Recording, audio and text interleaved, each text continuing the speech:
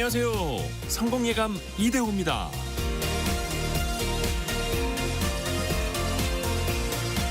우리는 늘 사람들의 시선을 의식합니다. 내가 하는 말이, 내가 디디는 발걸음이 누군가에게는 어설퍼 보이지 않을까, 괜한 오해를 사는 건 아닐까. 그래서 자꾸 한 발 늦추고 머뭇거리면서 스스로를 움츠리게 됩니다.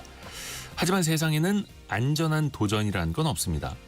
누군가의 비판 없이 무언가를 이루는 것도 없습니다. 스타트업 창업자는 무모하다는 소리를 듣고, 작가는 쓸데없는 글을 쓴다고 비웃음을 당하고, 변화를 말하는 이들은 너무 서두른다는 소리를 듣습니다. 그럼에도 그들은 앞으로 나아갑니다. 세상은 늘 무언가를 하려는 사람들에 의해 바뀌어 왔고요. 싫은 소리를 듣기 싫어한다면 평생 싫은 일만 하고 살아야 할지 모릅니다. 엘버트 허버드는 이렇게 말했는데요. 비판을 피하고 싶은가? 그렇다면 아무것도 하지 말고 아무 말도 하지 말며 아무 존재도 되지 말라. 성공예감 이대호입니다. 시작합니다.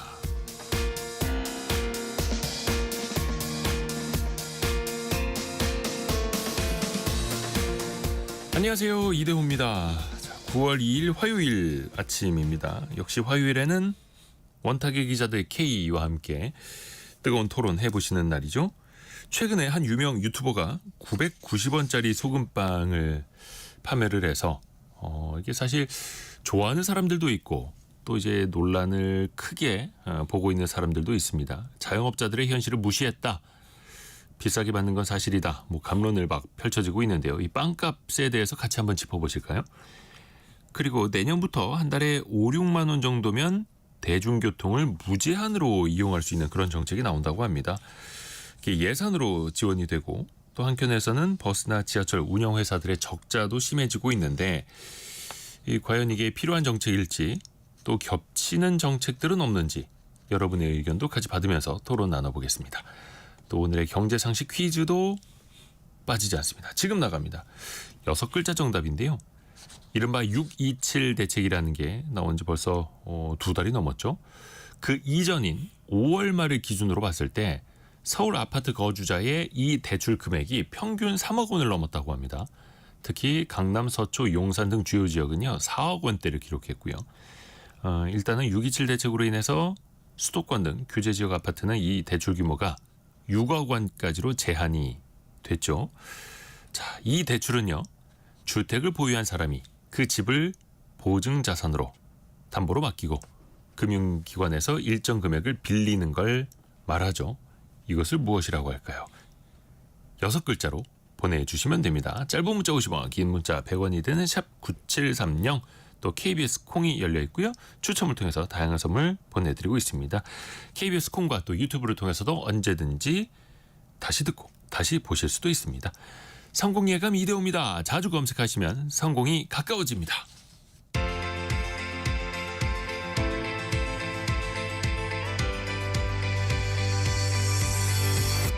KBS 1라디오 성공예감 이대호입니다. 참 좋은 경제연구소 이인철 소장과 함께 오늘의 경제 뉴스 정리해봅니다. 소장님 안녕하세요. 네, 안녕하세요. 지난밤 뉴욕 증시는 휴장이었죠? 맞습니다. 네. 이제 미국 증시는 9월 1일이 메이데이 노동절 연휴로 노동절. 휴장했고요. 지난주 금요일은 안 좋았습니다.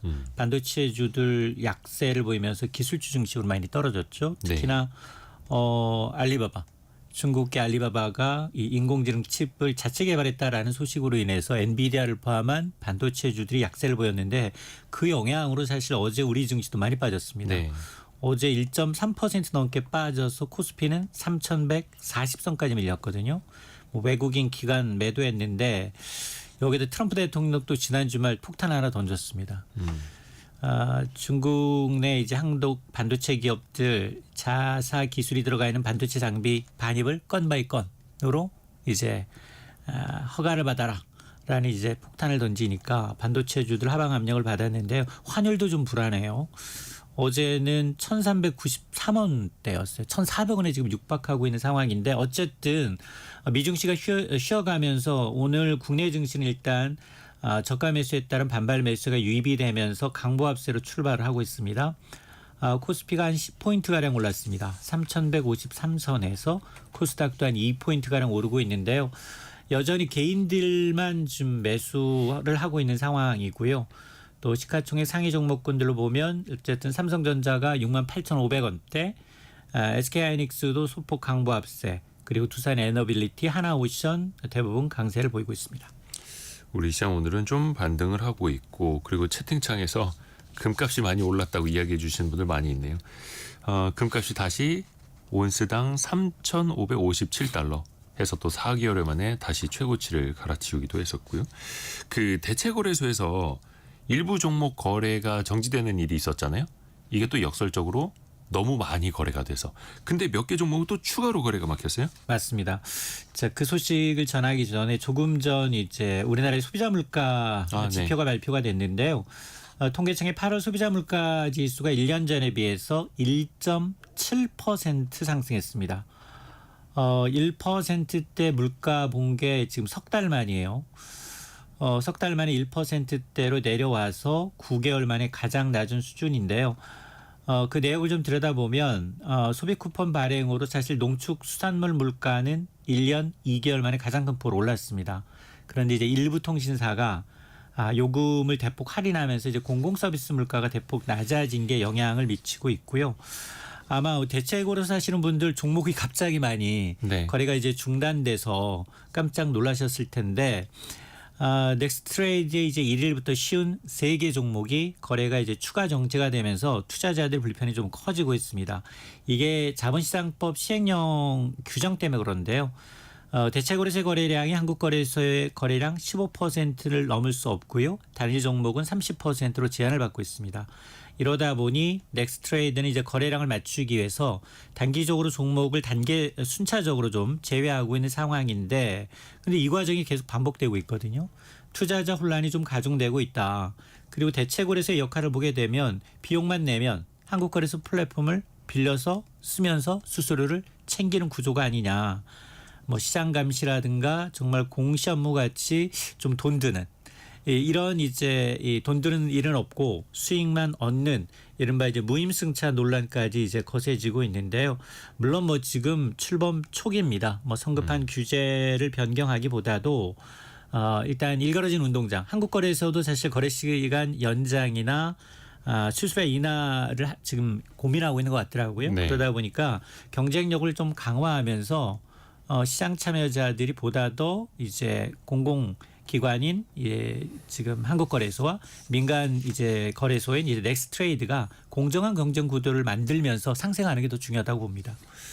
이게 참 그 대체거래소가 모든 시스템을 갖추기 못해서 한국거래소 시스템을 빌려서 쓰니까 1대1로 다 대결하지 말고 100대 15까지만 대결해라라고 룰을 정해놓은 건데, 그런데 투자자 입장에서 보면은 그게 한국거래소가 됐든 대체거래소가 됐든 어디서든 거래를 하면 되니 맞아요. 편리한 곳을 찾아서 거래를 하게 되는데, 그게 15% 넘었다고 일부 종목들의 거래를 그냥 막 정지시켜버리고, 이건 너무 주먹구구식인 거죠. 그래서 이거는 아직 투자자분들이 불편을 겪을 수밖에 없는 거죠. 이제 출발한 지 얼마 되지 않았기 때문에 조금씩 이제 정상화 과정을 거쳐가겠죠. 예. 이거는 좀 빠르게 보완책이 나와야 될 것 같아요. 안 그러면 계속 시장에서 이제 불편을 겪을 수밖에 없는 거다 보니까. 그리고 아까 우리 청취자분들 그 금값 많이 올랐다는 글도 제가 소개해드렸잖아요. 은값도 많이 올랐어요. 맞습니다. 우리 늘 금반지 한동 가격만 주시했는데 네. 금값도 사상 최고지만 은 가격도 만만치 않습니다. 은 가격도 지금 2011년 이후 14년 만에 온수당 40달러를 돌파하고 있습니다. 올해만 40% 넘게 올랐어요. 미국 연준의 금리나 기대감, 여기다 이제 국제 정세 불안이 안전자산 선호 이제 현상을 더 키운 것으로 보이는데, 은은 사실 금과는 달리 여러 가지 산업 소재로 쓰이거든요. 네. 태양광 패널에도 쓰이고 청정 에너지 같은 이런 이제 산업 분야의 이제 핵심 소재로 쓰여서 이런 산업 수요가 늘어난 것이 올해 상승세를 좀 뒷받침하고 있는 것으로 보이는데, 특히 이제 글로벌 은 시장에서는 5년 연속 공급 부족 현상이 심화되고 있습니다. 그러다 보니 투자자들은 이제 은에 관련해서 직접 투자하기보다는 이런 이제 ETF, 상장지수 펀드에 은의 수익률을 추종하는 상장지수 펀드에 계속해서 자금을 쏟아붓고 있는데, 이게 무려 7개월째입니다. 이렇게 정치 경제적 불확실성과 산업 수요가 이제 맞물리다 보니까 은 가격 상승세가 당분간 좀 더 이어지지 않겠느냐. 뭐 금에 가려서 상대적으로 가격이 좀 낮아 보이긴 하지만 그래도 굉장히 높은 수준이기 때문에 다만 이런 산업 수요와 이제 안전자산 선행상이 동시에 이제 나타나면서 금 가격이 고공행진하고 있지만 이게 이제 금리 정책의 변화라든가 경기가 약간이라도 좀 둔화될 조짐을 보이면 또 거품이 꺼질 수도 있거든요. 그러니까 이제 단기 투자보다는 좀 분산 투자 개념, 장기적 관점에서 접근이 필요한 것으로 보입니다. 그리고 그 민생회복 소비 쿠폰 사용하시는 분들 많이 계실 텐데 어떤 업종의 매출 효과가 가장 컸는지 이게 좀 나왔네요. 이게 왜냐하면 8월에 이제 쓰신 분들, 특히나 카드나 이제 이런 체크카드 쓰셨던 분들은 8월에 쓰면 추가 이벤트가 있어요. 카드사별로. 100%다 쓰신 분들에 한해서 뭐 5만 원 캐시백을 해준다든가 여러 가지 카드사별로 이벤트가 있다 보니 카드사별로 프로모션 막 하는 거죠. 맞아요. 우리 카드를 쓰세요 이런 식으로. 그러니까 이제 민생회복 소비 쿠폰의 이제 효과가 좀 업종별로 뚜렷하게 좀 나타나고 있는데요. 가장 많이 사용한 것은 한식당이에요. 음식점. 예, 음식점이 역시. 가장 많이 사용했는데 매출이 증가한 증가율로 보게 되면 안경점이 단연 1위입니다. 안경점의 매출이 같은 기간 72% 늘었어요. 사실 안경 하나도 은근히 바꾸기가 쉽지 않아요. 최저가 10만 원대는 그렇죠. 넘게 줘야 되니까 네. 여기 가서 쓰신 분들이 가장 많고 두 번째가 정육점. 그리고 미용실도 많이 가셨고요. 농축수산물 등이 큰 폭으로 50% 이상 매출이 늘어났고 세대별로 보니까 조금 차이가 있어요. 2030 세대는 편의점과 커피 전문점을 많이 방문하셨고 네. 4050 세대는 편의점하고 병원이었어요. 60대 이상은 약국, 정육점을 주로 이용했습니다. 공통적으로 보게 되면 안경점, 미용실, 정육점이 모든 세대를 아우러서 매출이 늘어난 업종으로 꼽히고 있는데 근데 소비 쿠폰 소진율을 봤더니 한 달 만에 74% 정도. 그러니까 받으신 분들 10명 가운데 한 7명 이상 다 소진을 했다는 얘기거든요. 네. 특히 이제 지급 초기 2주간 사용이 좀 집중이 됐는데 아마 이제 금전적 여유가 생긴 소비자들이 어쩌면 이제 자기 만족형 소비를 좀 늘린 게 아니냐라는 분석입니다. 그리고 또 정부가 내수 활성화 대책, 추가 대책을 또 준비하고 있다고요. 맞습니다.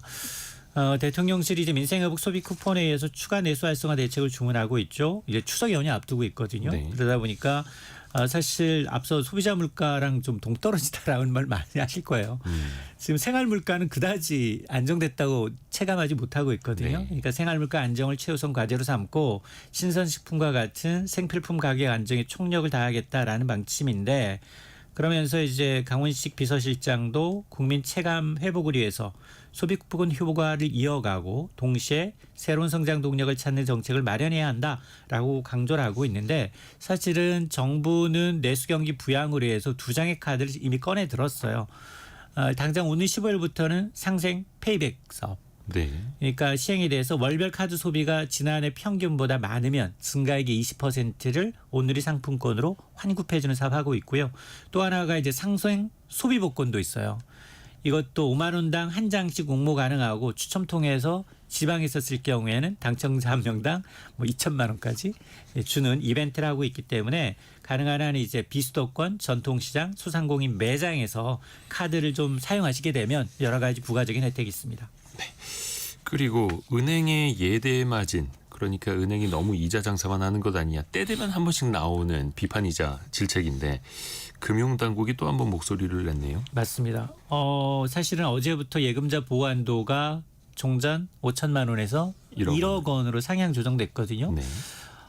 그러면 이게 사실은 좀 우리는 머니무브 좀 얘기했잖아요. 그래도 저축은행이 조금은 금리가 높으니까 좀 이동하지 않겠느냐라는 얘기를 했는데 근데 이제 금융당국의 입장에서는 어쨌든 은행권이 이제 예대 마진 중심의 이제 영업 관행을 이제 정면 이제 좀 비판을 하고 있는데 경기 회복이 좀 지연되고 있고 취약계층의 고통이 커지는 상황에서 은행만 높은 수익성을 유지하고 있는 건 설득력이 없다라는 판단이고 특히나 기준금리 지난해부터 4차례나 됐거든요. 올해도 벌써 2월, 5월 2차례인데 국민이 체감하는 예대 금리 차를 좀 줄지 않는다면 금융권에 대한 불신이 가중될 수 있다라는 판단인데 사실 저는 이 금융당국의 총량 규제도 한 몫을 했다고 보거든요. 그걸 빌미로 또 은행권들은 예대 마진 차를 좀 확대하면서 대출을 좀 억제하는 효과를 보고 있는데 어쨌든 지금 은행이 좀 예대 마진에 의존하지 말자라는 얘기는 어제 오늘의 얘기가 아니에요. 그렇죠. 그러다 보니까 또 그리고 이제 이런 이익이 났다고 해서 또 금융당국 정부는 이제 꽁돈 쓰듯 압박하면서 상생해라라는 이제 이게 굉장히 좀 봐왔던 루틴이기 때문에 공식 같은 거죠. 공식. 맞습니다. 좀 이런 걸 좀 최소화해서 정말로 이익은 단순 이익 축을 넘어서 금융 생태계 전체와 신뢰를 좀 받을 수 있도록 노력을 좀 해야겠습니다. 참 좋은 경제연구소 이인철 소장과 함께했습니다. 고맙습니다. 네, 고맙습니다.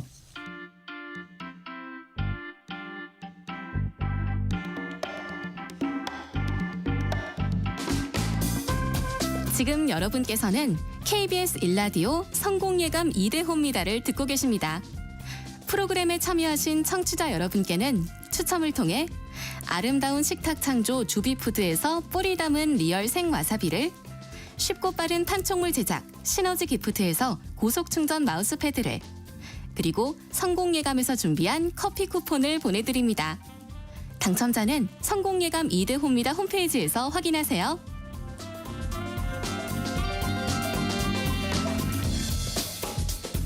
원탁의 기자들 K가 모였습니다. 원탁이 꽉 찼습니다. KBS 서영민, 석민수, 강푸른 기자 함께합니다. 안녕하세요. 안녕하세요. 안녕하세요. 다들 커피 한 잔씩 들고 들어오셨네요. 저만 저도. 석 기자는 물입니다. 예, 성민수 기자만 물을 들고 왔고. 혹시 세 분은 빵 좋아하세요? 싫어하진 않는 편인 것 같아요. 네. 근데 자주 먹지도 않는 편인 것 같아요. 성민수 기자는요? 저는 제가 찾진 않고 저희 아들이 빵을 계속 사달라고 하는데 예. 저희 아파트에 되게 비싼 빵집이 있거든요. 오. 거기 지나가면서 거기 잘못 걸리면 들어가서 한 2만 원 쓰고 나가는 거예요. 강푸른 기자는 어때요? 전 별로 사실 많이 먹지 않습니다. 아 그래요? 근데 비싼 빵집 아니어도요. 네. 근데 저희는 식구가 많아서 그런지 모르겠는데 그 입이 달린 식구가 5이긴 한데 하나는 아주 작으니까 넷이라고 보면 되는데 빵집 들어가서 빵집 안에서 먹고 나오잖아요. 그러면 음료수 값까지 합해서 3만 원, 4만 원 그냥 나와요. 그래서 내가 바쁘시네. 빵이 싸다고 들어왔는데 이거 뭐지 하는 생각을 할 때가 많아요. 요즘. 특히 어디 카페형 빵집 한번 가잖아요. 네. 커피 하나씩, 음료 하나씩, 저희도 5식구니까. 네. 그리고 빵 뭐 하나씩 고르면은 한 5, 6만 원 나옵니다. 엄청 비싸요. 제가 저희 아들들 음료수는 둘이 하나밖에 못 먹게 하거든요. 그래서 조금 싸게 나옵니다. 나눠 먹으라고. 아직 어리니까. 최근에 유명 유튜버 거의 뭐 구독자가 360만 명이 넘는 슈카월드가 이른바 물론 이제 여러 가지 빵이 다 있기는 있었습니다만 990원짜리 소금빵을 판매를 해서 이게 엄청나 지금 이슈가 되고 있습니다. 다들 이거 한번 보셨나요? 네. 오늘 나오려고 예. 그 슈카월드 아니면 뭐 비즈니스하는 다른 채널도 네. 있고 그런 거 올라온 거 다 봤는데요. 그 일단 어제 올라온 거에는 굉장히 좀 내가 그런 뜻이 아니다. 내가 원래 그러려던 게 아니다. 좀 해명을 좀 했죠. 네, 그런 얘기들이 있고 그 전에는 열심히 빵을 팔려고 노력했습니다.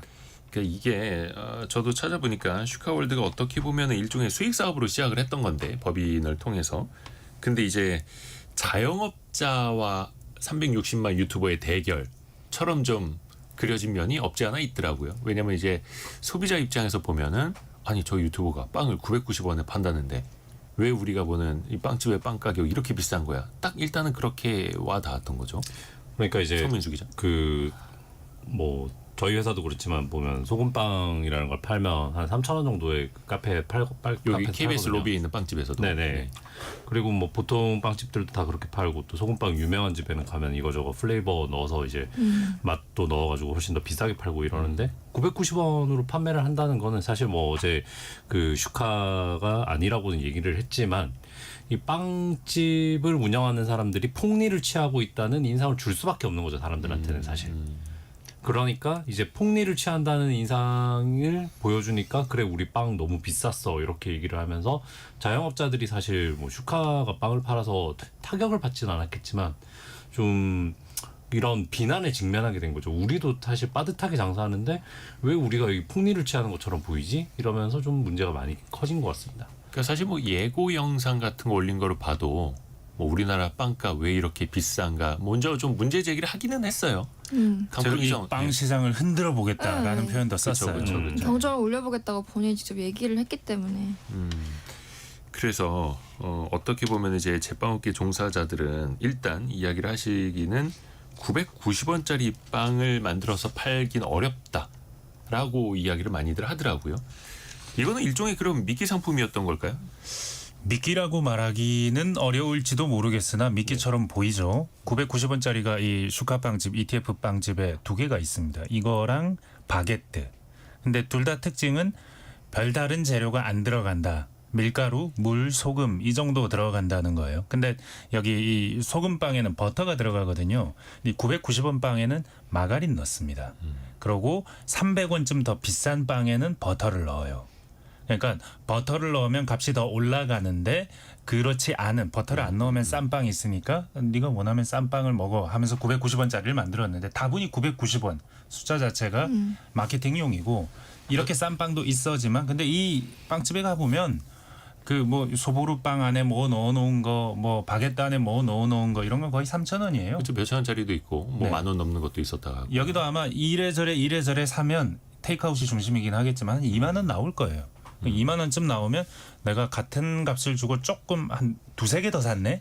이 정도 느낌이 날 겁니다. 꼭 다 1,000원은 아니에요.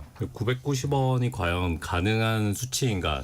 저는 이제 그 여기가 근로서울이라는 그 업체하고 네. 협업을 하는데 그 업체 대표도 유튜브 채널을 운영하거든요. 그래서 그 거기에 대해서 설명한 그 컨텐츠를 봤는데 990원 단가에 맞게끔 가져갔을 때 처음에 너무 맛이 없다면서 그냥 그 이제 더 개선해오라고 해서 뭐 재료를 때려 넣었다고 이렇게 표현을 하거든요.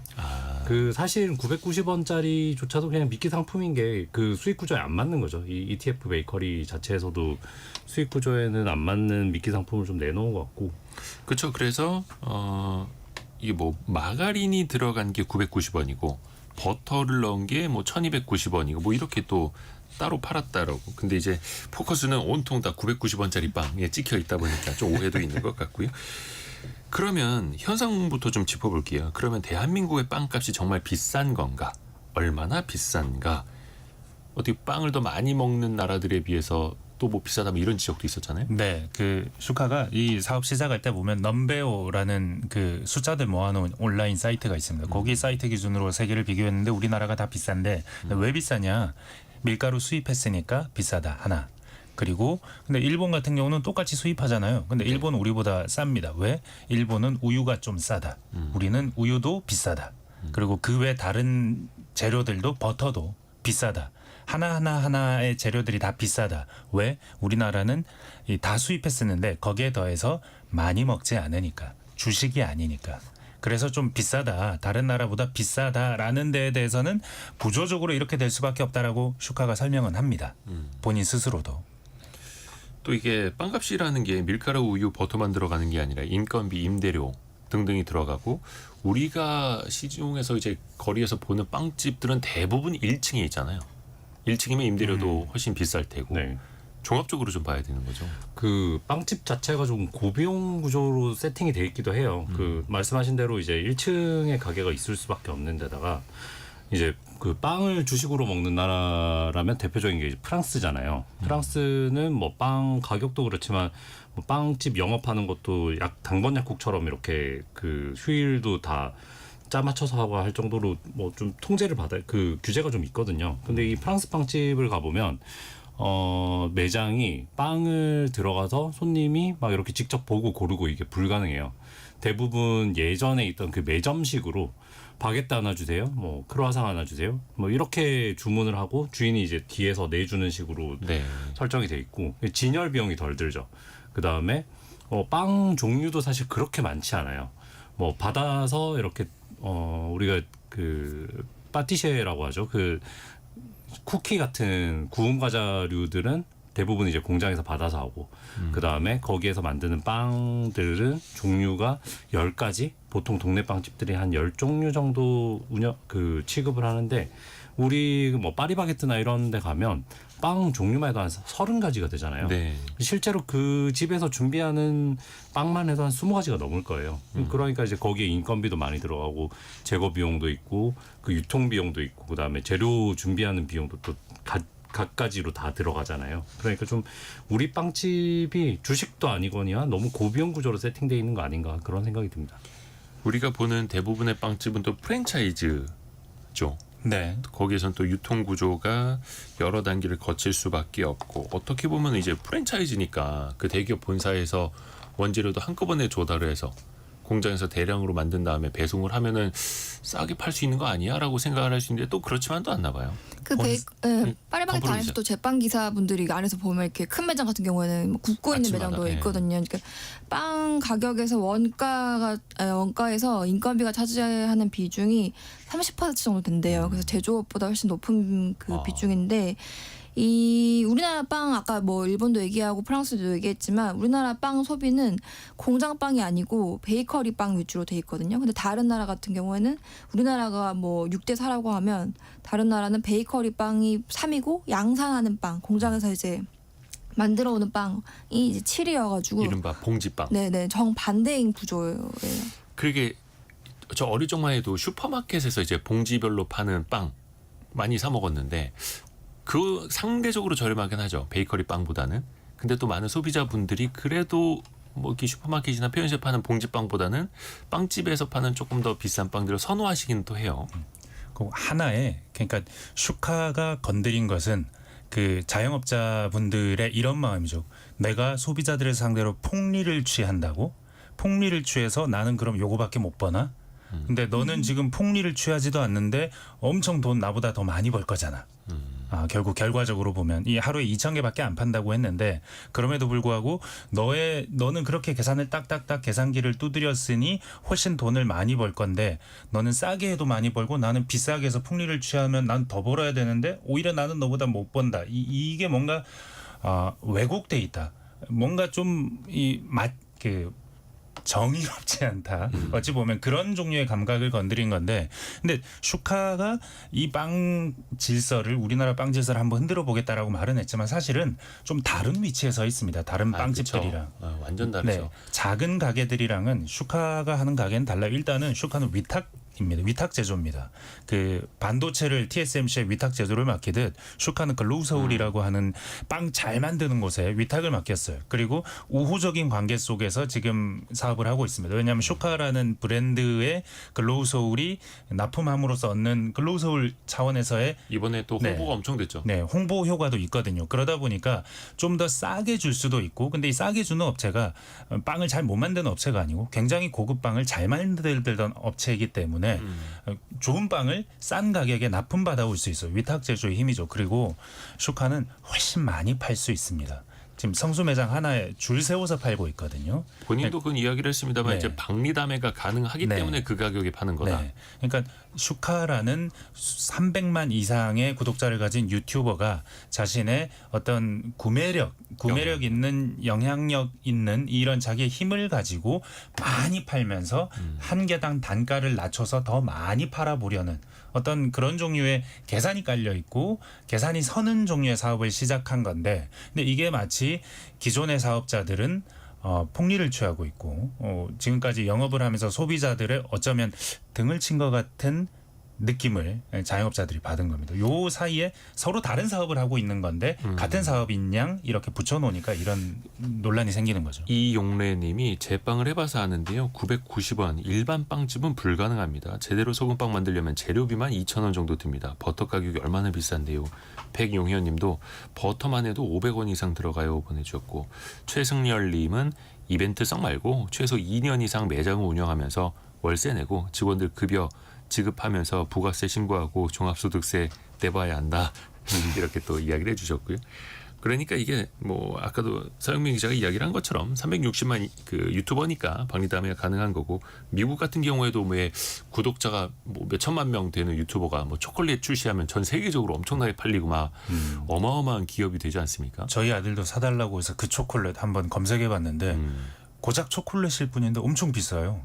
그러니까 그 유명세가 붙어서 초콜릿을 팔기 때문에 그런 거죠. 그렇죠. 그래서 어떻게 보면 이번 초점은 빵 가격 그 거품론에 이제 초점이 가긴 했습니다만 사실은 뭐 그냥 유명 인플루언서의 비즈니스인 거죠. 네. 거기다 또 같이 협업을 했던 회사는 또 IPO 상장을 앞두고 있기 때문에 더 많은 홍보가 필요했던 거고 좀 나눠서 볼 필요가 있어요. 그러면 우리는 빵 유통 구조에 조금 더 초점을 한번 맞춰볼까요?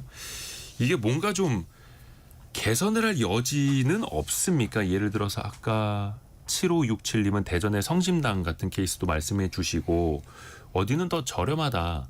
그게 가능한 곳도 있다라고는 합니다만. 이 빵이 사실 그 빵의 유통 구조랄까요? 아니면 빵이라는 개념 자체가 갈수록 그 소비자한테는 더 부담이 될 수밖에 없는 구조라고 저는 생각을 하는데 네. 이제 우리나라의 빵집은 사실 프랜차이즈가 굉장히 큰 비중을 차지하고 있죠. 그리고 이 프랜차이즈 사업을 하는 입장에서는 예컨대 A라는 가맹본부가 빵 프랜차이즈를 가맹점주를 모집해요. 그러면 이 빵이 저렴하고 많이 사람들이 대신에 많이 살 수 있는 가령 이제 슈카 ETF 베이커리 모델로 가맹점을 차린다. 그러면 사람들이 먹을 수 있는 빵은 되게 한정돼 있고 사가는 빵의 양이 한정돼 있는 상황에서 그렇게 장사하면 가맹점주 모집을 못해요.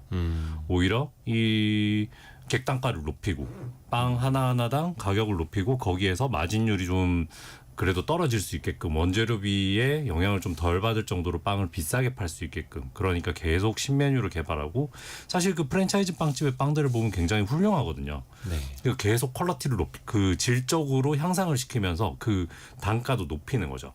그러니까 이런 프랜차이즈 사업 구조에서는 사실 싼 빵 보기 어렵지 않을까 저는 그렇게 보거든요. 그리고 서영민 기자. 네.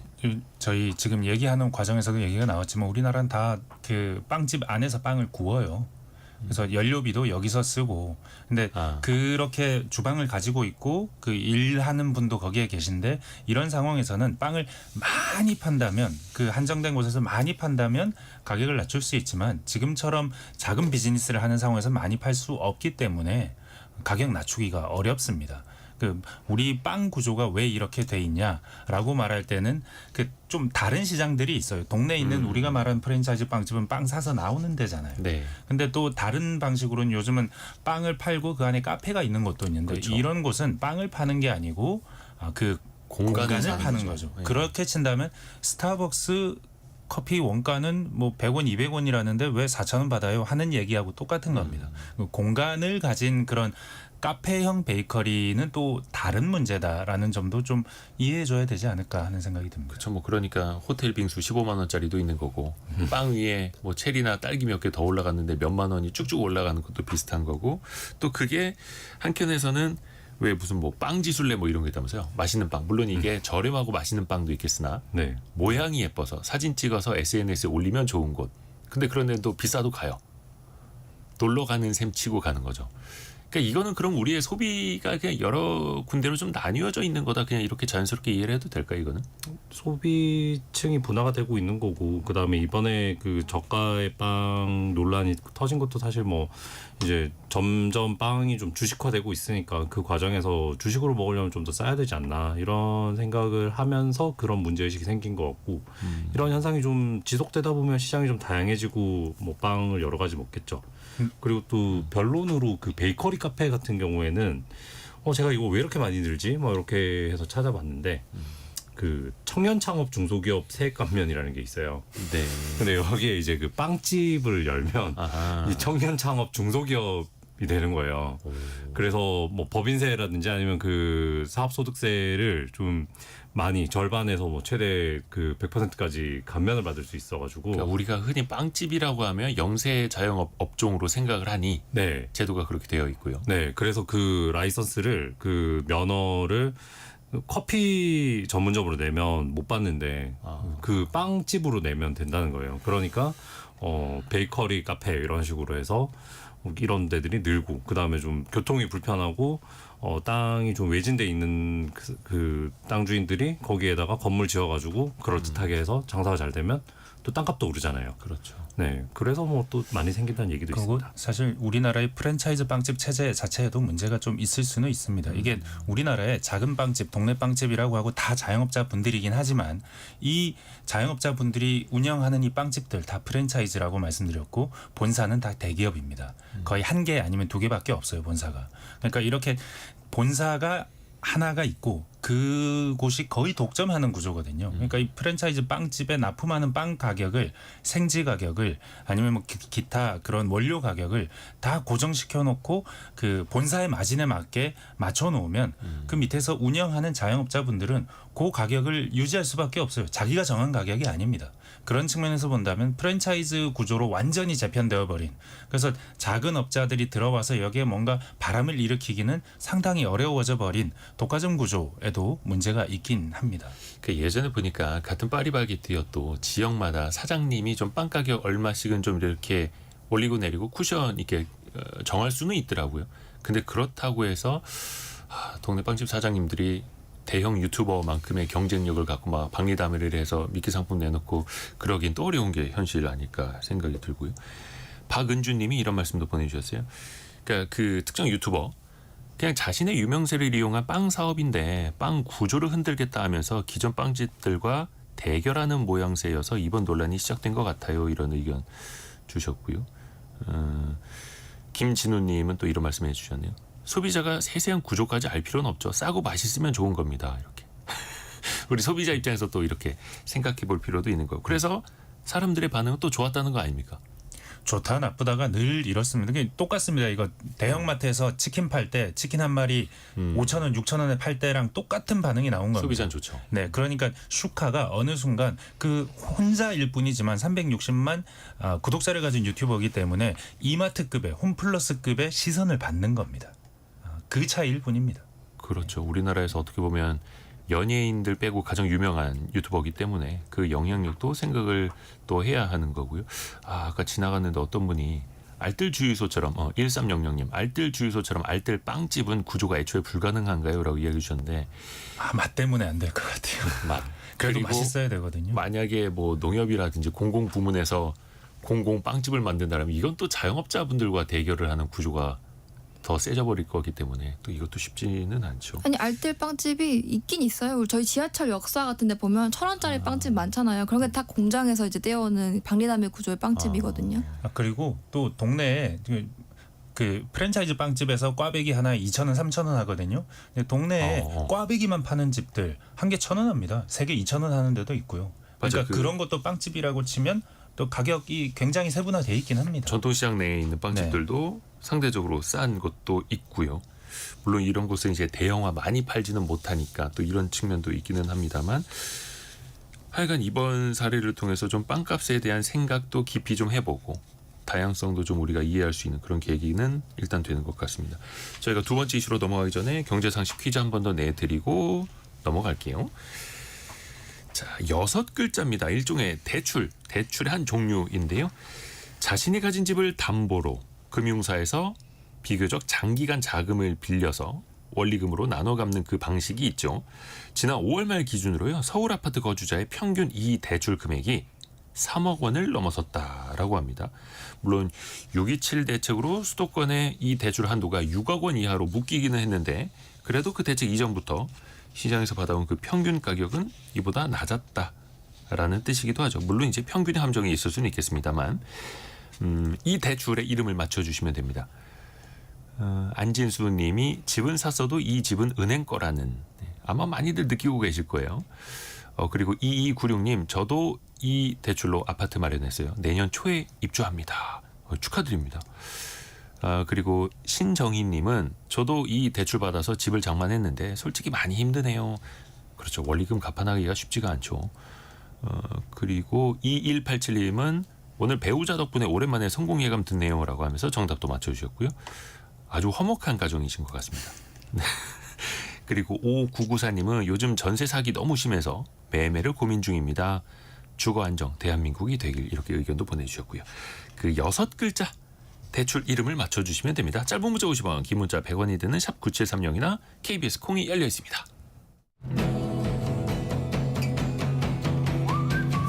오늘의 움직임에 주목하고 세상의 흐름을 놓치지 않습니다.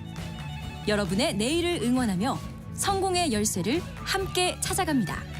성공예감 이대호입니다. 대중교통 이야기를 한번 해보죠. 기자분들은 어떻게 한 달에 교통비 많이 쓰세요? 많이 안 쓰는 것 같습니다. 그냥 버스 하루에 한두 번, 두 번쯤 타겠죠. 타면 두 번 타고 아니면 오늘처럼 바쁜 날은 차를 타고 회사에 와야 되고요. 뭐 그래서 아주 부담이 되는 수준으로 쓰진 않는 것 같습니다. 아이들도 아직 어리고요. 강프로 기자는요? 저는 차가 없어서 무조건 대중교통. 대중교통으로. 네. 혹시 뭐 K패스나 기후동행 카드나 이런 거 쓰세요? 기후 동행 카드를 아주 잘 쓰고 있습니다. 성민수 기자는요? 저는 애 때문에 이제 등원을 시켜야 되니까 자차를 쓸 수밖에 없는데 기름값이 상당히 많이 나오죠. 특히 이제 대중교통 이용하시는 분들은 기본적으로 출근할 때 한 번, 퇴근할 때 한 번. 그렇죠. 이건 아주 이제 기본으로 쓸 수밖에 없고. 근데 정부가 무제한으로 이용할 수 있는 교통 패스를 도입할 예정이라고 해요. 이름이 대중교통 정액 패스인데요. 이게 월에서 한 5만 원에서 6만 원. 이제 내가 뭐 청년인지 아니면 일반 시민인지에 따라서 요금은 뭐 5만 5천 원부터 6만 2천 원까지 다양하지만 네. 어쨌든 이걸 사면은 지하철, 버스, 뭐 대중교통을 한 달에 20만 원까지 이용할 수 있는 이 대중교통 정액 패스를 만들겠다라고 이번에 밝혔거든요. 근데 이게 특이한 게 기후동행 카드 같은 경우에는 서울에서만 또 쓸 수 있고 경기 지역 같은 경우에는 경기 패스도 따로 있는데 이거는 이제 전국 어디에서나 사용할 수 있다는 점이 가장 좀 특이한 점입니다. 그러니까 이게 무슨 대중교통 정액 패스를 내년에 내놓는다고 하는데 강프로 기자가 이야기한 것처럼 K패스, 기후동행 카드, 경기 패스 등등이 있어서 헷갈립니다. 기존에 있었는데 서울시 있고 경기도 있고 있는데 이번에는 그럼 뭐 정부가 하니까 전국구일까요?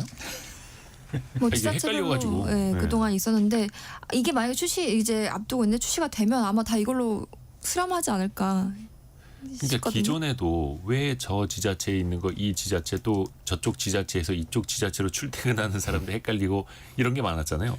그러니까 이제 그 각자 지자체들이 다른 취지로 사업을 시작했던 거죠. 그 서울시에서 한 기후동행 카드 같은 경우에는 네.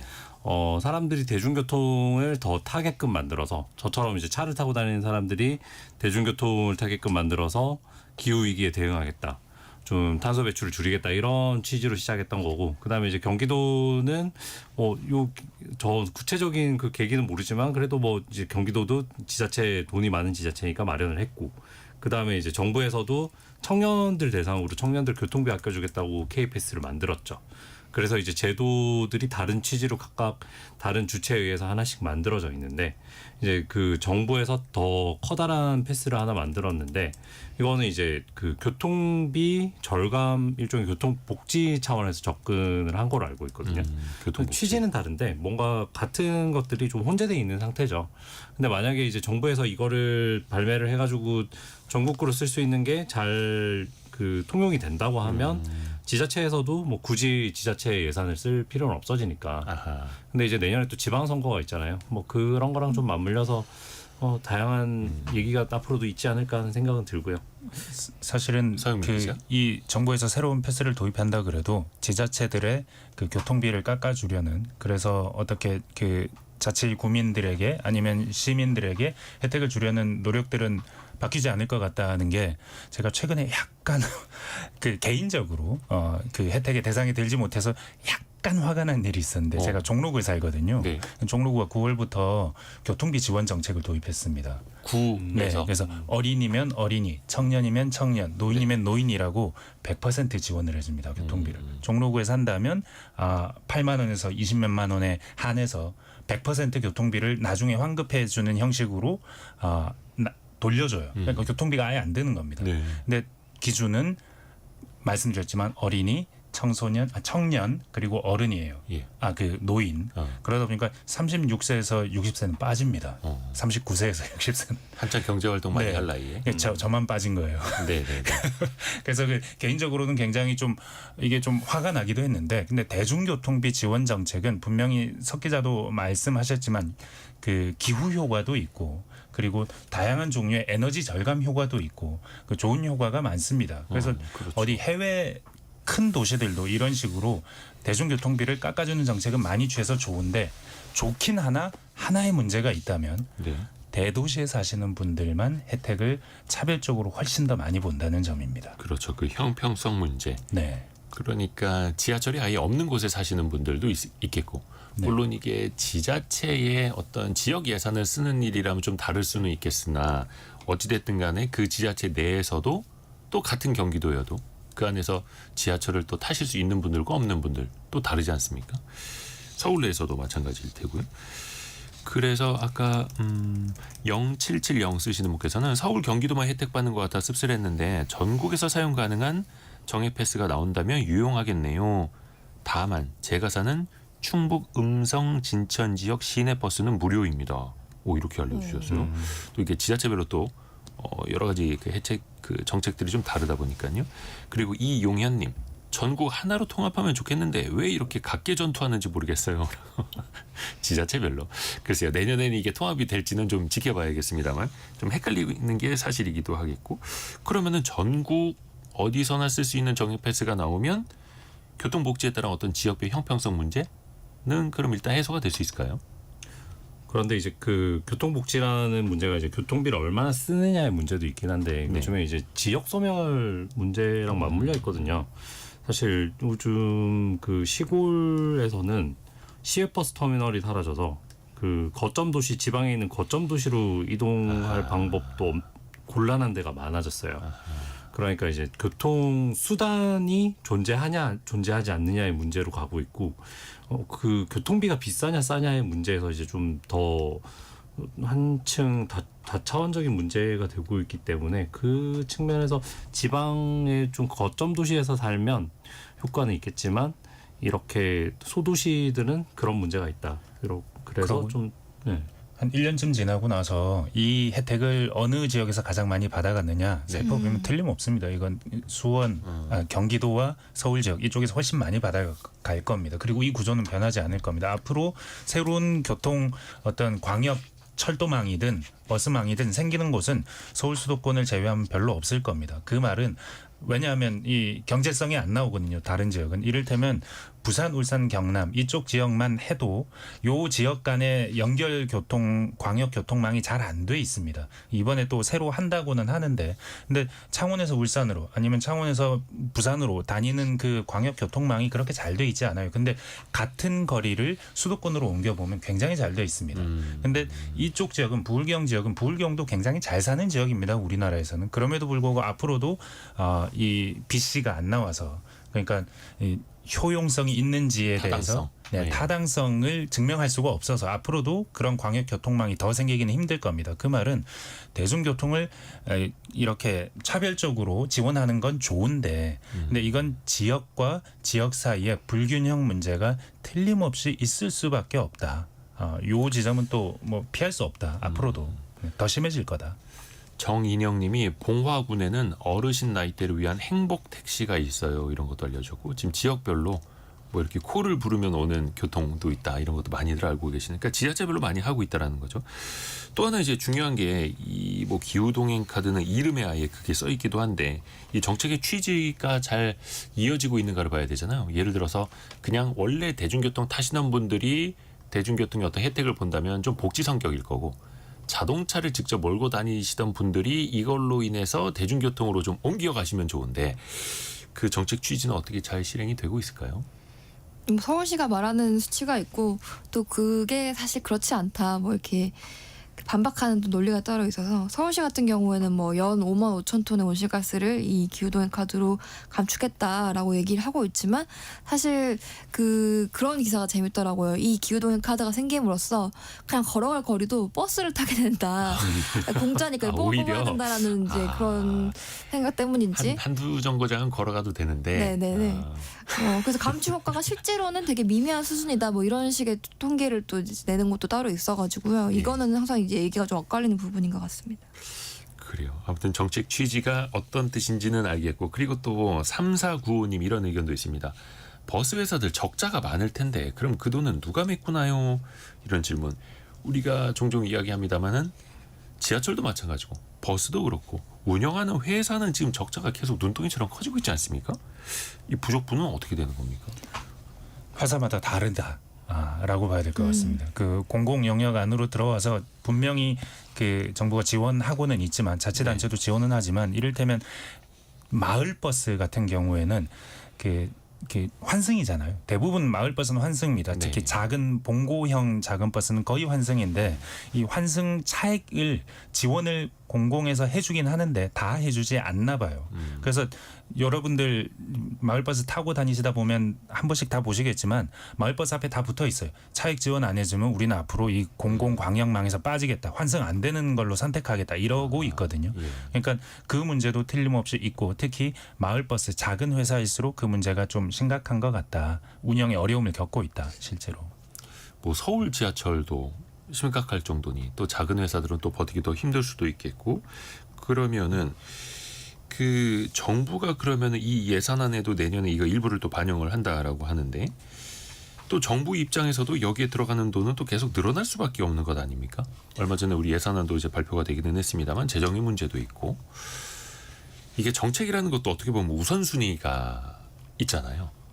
그 측면에서 좀 어떻게 봐야 됩니까? 이런 교통복지. 그 최근에 이제 뭐 늘 나오는 얘기지만 서울 아까 이제 적자 얘기해서 네. 서울교통공사 같은 경우에는 지하철 운영하는데 계속 적자가 누적되고 있죠. 지금 뭐 2013년 기준 한 1조 원대 됐는데 여기는 또 다른 문제가 뭐냐면 그 만 65세 이상 이 지하철 무료 탑승 네네. 여기 그 무임승차 이 요금에 대해서 정부가 보전을 해주지 않으니까 계속 적자가 쌓인다 뭐 이렇게 얘기를 하거든요. 그러니까 뭐 지하철 그 근로자에 대한 처우도 약해지고 그다음에 사고 위험도 있고 뭐 서비스도 개선될 수 없다 이렇게 얘기를 하는데 정부에서는 이제 뭐 이거는 지자체의 문제니까 지자체 알아서 하시라. 이 논쟁이 뭐 수년간 이어져 내려오고 있죠. 이게 참 어디서부터 매듭을 풀어야 할지. 근데 일단 저희가 시간이 또 다 돼가지고 원탁의 기자들 K 여기까지 토론을 나누고 다음 시간을 또 기약을 하겠습니다. KBS 서영민, 석민수, 강푸른 기자였습니다. 고맙습니다. 감사합니다. 어유 시간이 벌써 다 됐네요. 2부에서는 저희가 창업 트렌드로 돌아옵니다. 프랜차이즈 창업 그 사이에서 갈등이 참 끊이질 않는데요. 그 사례별로 정리해보고 대응책까지 같이 찾아봅니다. 뉴스 들으시고요. 10시 5분에 금방 다시 뵙겠습니다.